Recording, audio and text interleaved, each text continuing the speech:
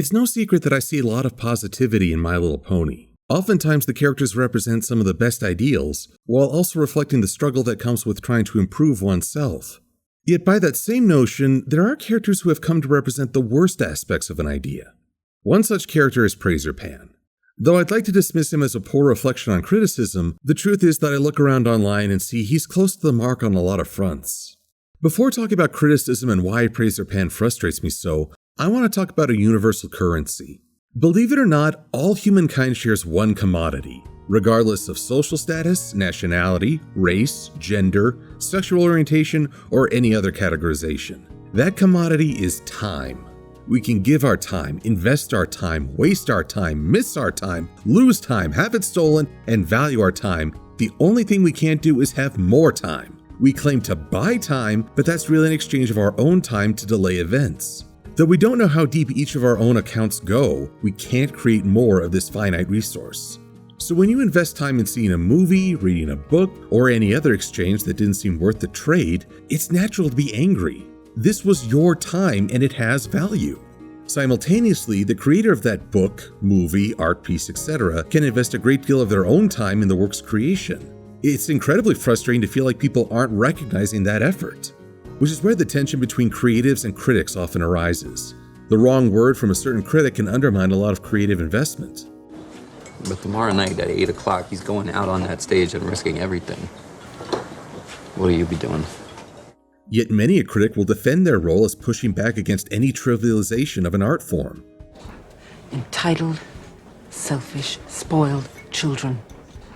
Blissfully untrained, unversed, and unprepared to even attempt real art. In a weird way, both sides believe themselves to be creativity's champions. And to my eyes, the best critics convey this love for the medium. Pan, as a character and critic, completely lacks this passion. I look at his scenes and I witness a pretender, not someone who loves artwork or wants to see the best rise to prominence. He wants himself to stay at the top of the art world, and everyone else is just a means to that end. Somewhere along the line, critics became celebrities in their own right. Thumbs up! Thumbs down! An idea started to creep in. To stand out and be noticed, many critics rely on the idea that negativity is honesty. It stinks! We've all been seduced by this at some point. Many reviewers have gained an audience and kept it by tearing works apart. The online world in particular flocks to this. We see negativity as a voice shouting down the groupthink. It's a statement that we are not going to be cowed by the fandom's whims, and so they gotta deal with it. And it works. Even if people don't agree with the negativity, they respond to it. They comment in defense of their favorite characters and episodes. They denounce the critic.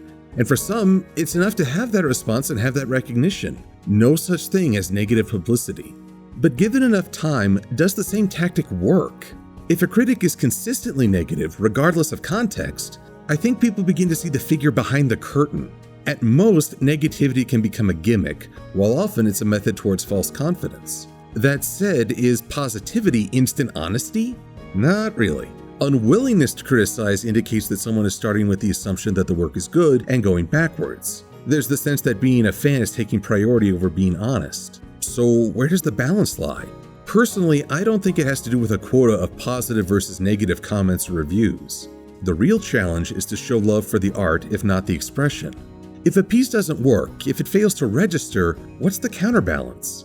Can you highlight a work that did the same attempt and succeeded? That's offering genuine criticism, because not only are you stating that something didn't work, but you're helping people understand by providing a positive point of reference. And while criticizing what didn't work, how much authority can a critic assume? I said in the main review that Pan is going after the artists more than the artwork, telling them to keep their hobbies at home or to not inflict their failure on the art community. In essence, he's telling them to stop trying. The lesson is, never try. Yeah, he's being as smart as Homer Simpson. If there's ever a warning light that says you should tune someone out, it's when they discourage future attempts. How does the ability to criticize translate into the authority to dictate terms? Yet we've all had this view at some point. We all have writers, directors, or artists who we dislike and think their work is a detriment. There's a difference between saying, I think this person's work hurts the medium, and this person should never create again. The former is still an expression of support for the culture. It's calling attention to an idea that could prove harmful. People are free to disagree and debate, as they've done for centuries, but the expression allows that room. Attempting to sabotage a person's effort is suffocating. You're drawing a line in the sand with no room for discussion. I get the sense that this wouldn't matter to someone like Prazerpan because this isn't about dialogue or insight. It's about him. By putting down another's work, he presents the illusion of intelligence and insight without risk. In many ways, the work of a critic is easy. We risk very little, yet enjoy a position over those who offer up their work and themselves to our judgment. We thrive on negative criticism, which is fun to write and to read. This then leads to the question, if time is currency, how much should we invest in the opinions of those who do not create? Being an accomplished artist isn't a prerequisite for giving feedback. It's the old train of thought, I don't have to be a chef to recognize a bad meal. But how much can this feedback benefit the process? The comic showed Fluttershy under a barrage of words that have an emotional impact but offer very little insight. Even the phrases that sounded positive didn't express why they liked the piece. Fact is, not all criticism is created equal. People who have never taken the risk often lack the perspective to offer insight, so their feedback usually focuses on their own entertainment. Yet audiences are vast and can have a diverse set of opinions, often contradictory, so it becomes a judgment call. Who offers the best and most insightful criticism, and who is just making demands? The thing that kills me is that if I could challenge Prazerpan in real life, I'm sure his response would be, I'm just stating my opinion. It's not my fault if others are offended. I've seen this defense or excuse thrown up so many times it's become borderline comical.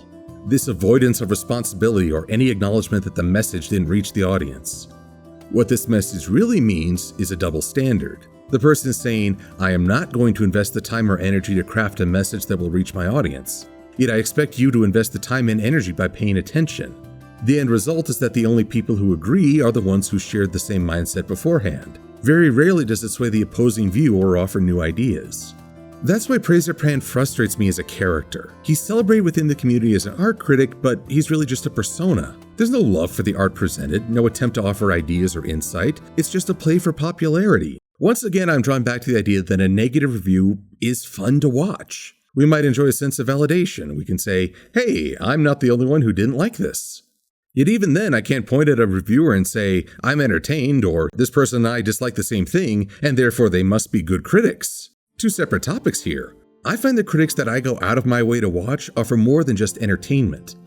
When the nostalgia critic asks if a movie can be so good it's bad, he brings up the need for an imperfection to connect with people on a human level.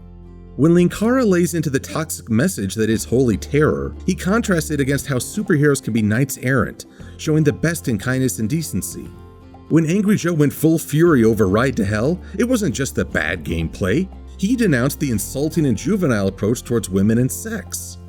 And when Bennett the Sage reviews the anime Fooly Cooly, using some unique visuals, he also reflected on how our tastes change and evolve with time, but that doesn't mean our past enjoyment was meaningless. Honestly, the best reviewers aren't people who just pick something to pieces. They're people who recognize that creativity is an expression of an idea, even if it's not well represented. By drawing our attention to the ideas, they get people thinking. Bonus points if you can enjoy a laugh along the way. Yet there will always be people like Prazerpan.